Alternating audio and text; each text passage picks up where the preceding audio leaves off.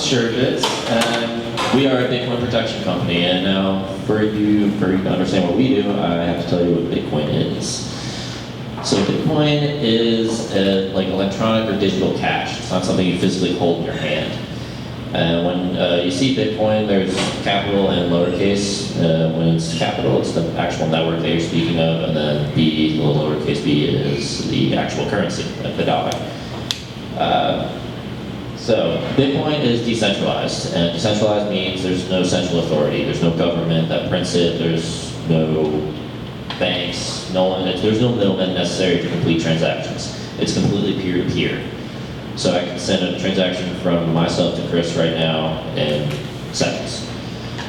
It's open source and transparent. So that means the code that's written on the software is totally available to the public. So there's no secrets, there's no backends. And no one's trying to get rich fast by a Ponzi. And there's also scarcity involved. There's only a fixed supply that will ever exist, 21 million by the year 2140. So how are they created? It's similar to gold. Gold's just in the ground, and there's labor and resources involved to dig it up. Same thing applies for Bitcoin. It exists, you just have to find it. And it's done by miners, they're called, and they use computer power to just solve these extremely difficult mathematical problems. And these transactions that occur on the Bitcoin network are stored in blocks, and then these blocks are mined by these miners, and that's how they create new Bitcoin. And the rate at which Bitcoin is created through these rewards is halved every 4 years. So logarithmically, it's a downward scale. So right now, as of today, 69% of all Bitcoin in existence has been created. By 2032, it'll be 98%, and then all of it by 2140. So as you can see, it'll take the last 2% almost 100 years. And I'll note that it started in 2009, so it's been 6 years and 69% has been created. The blockchain is a large public ledger, and it's completely transparent. They recorded, has every transaction that's ever occurred in the Bitcoin network. So it's totally available to everybody, and everyone can see any transaction that's ever occurred. And there's a proof of work involved, similar to the concept of Sudoku. It's very easy to verify, but very difficult to solve. Bitcoin node is a computer that just has the blockchain download. Now Bitcoin, all of Bitcoin is just data. It's computer data. So all this data needs to be stored on computers in some way.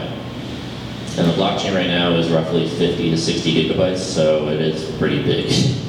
And these nodes help support the network of Bitcoin by just verifying and relaying these transactions throughout each other. How to store Bitcoin. Now Bitcoin can be stored on, it's called wallets, just as you would your dollars in your pocket. There's different types of wallets. So there's online, which are your third-party applications, and these are kind of similar to online banking.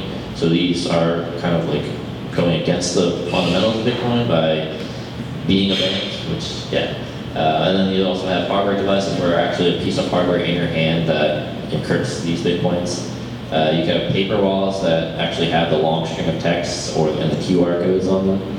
And then you also have software that you can download to your computer or your phone. And I just want to make the analogy of Bitcoin addresses are similar to emails. You send emails with an email address, and you send Bitcoin to your Bitcoin address. And spending Bitcoin, I don't want to get too technical, it just involves cryptography with encryption.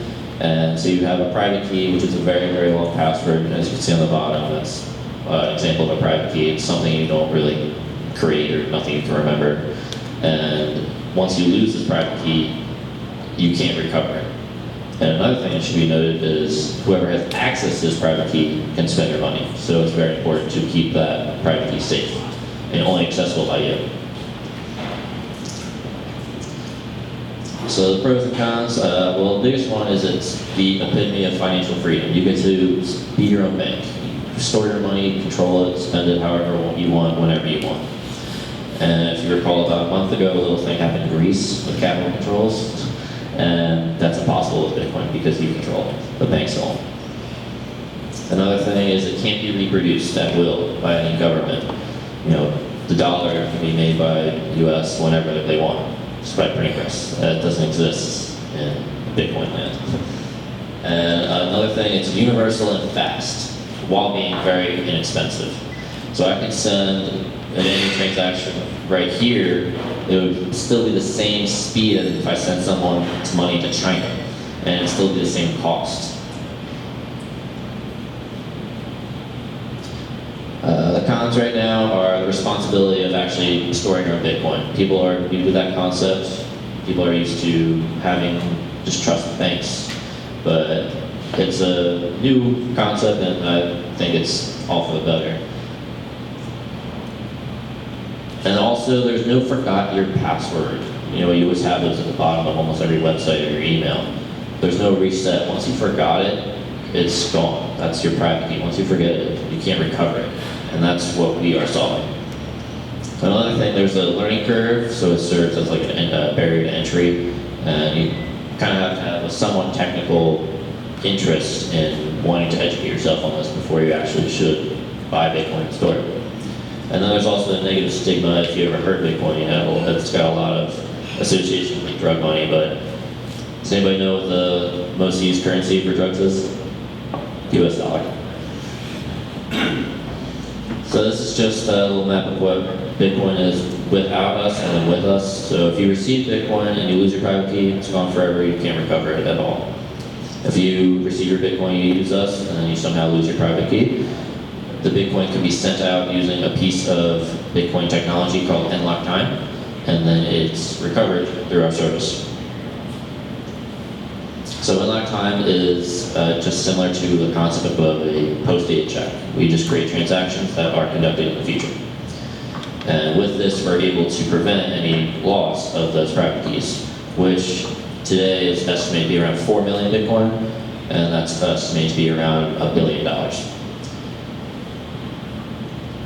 So the team is just Chris and I. We both are graduates of the University of Iowa.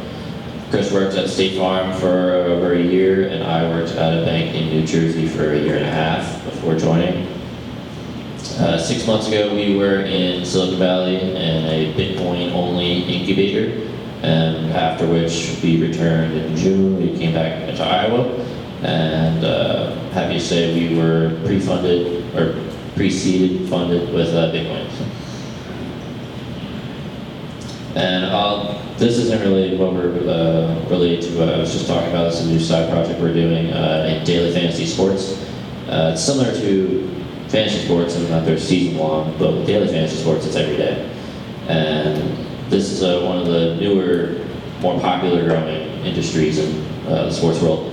And right now, it's estimated 57 million people are using this in 2014, as of 2014, and generating over 2.6 billion in entry fees. And that's number supposed to grow over 14 billion by 2020. And now the industry standard of all these companies like DraftKings or FanDuel, if you've ever heard of them, they take a 10% rake. And now with Bitcoin, we can make that go down all the way to 1%. So we think what we can do here is make a huge impact in this new industry.